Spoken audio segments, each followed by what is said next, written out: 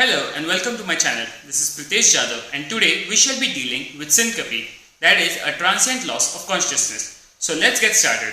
Firstly with the definition. Now syncope is a transient, self-limited loss of consciousness and postural tone due to a reduced cerebral blood supply. It may occur suddenly, without warning, and may be preceded by pre-syncopal symptoms such as lightheadedness, faintness, weakness, fatigue, nausea, dimming vision, ringing in the ears, and sweating. The syncopal patient appears to be pale and has a faint, rapid, and irregular pulse. Breathing may almost be imperceptible. Transient myoclonic and clonic movements may occur. Recovery of consciousness is prompt if the patient is maintained in a horizontal position and the cerebral perfusion is restored. Now let's see how to deal with a patient of syncope.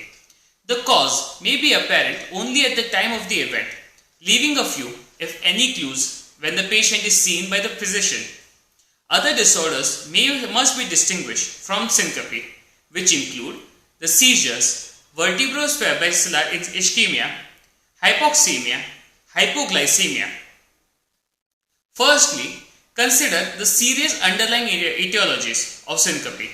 Among these are massive internal hemorrhages, myocardial infarctions which can be painless, that is also known as a silent myocardial infarction, and cardiac arrhythmias, which is a disorder of the rhythm of the heartbeats.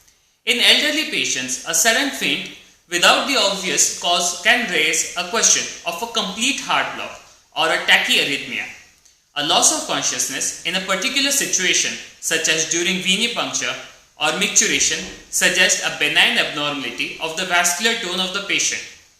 The position of the patient at the time of the syncopal episode is also important and more likely very important to comment and note. Syncope in the supine position is unlikely to be from a vasovagal episode and may suggest arrhythmia or seizure. Medications must be considered, including non-prescriptional drugs or health store supplements, with particular attention to be given to recent changes in diets and drugs. Symptoms of impotence, bowel bladder difficulties, disturbed sweating, or abnormal neurological exam suggest a primary neurogenic cause. An algorithmic approach is better to be used for a treatment of syncope. Firstly, the therapy is determined by the underlying cause. The patients with a neurally mediated syncope should be instructed to avoid situations or stimuli that provoke the attacks of syncope. Drug therapy may be necessary for resistant patients who present with a neurally medicated syncope.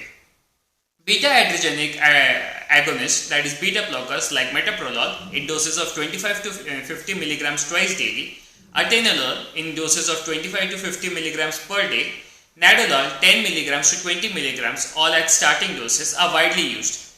Serotonin reuptake inhibitors like paroxetine, sertraline, bupropion are also ineffective in patients of syncope. Patients with orthostatic hypotension should firstly be treated with removal of the vasoactive medications that are frequently prescribed to them.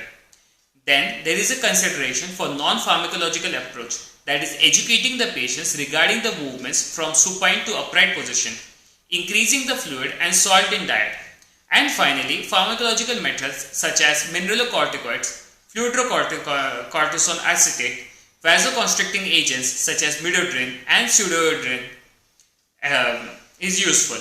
Management of refractory or orthostatic tension will be discussed in another lecture. If you found this helpful,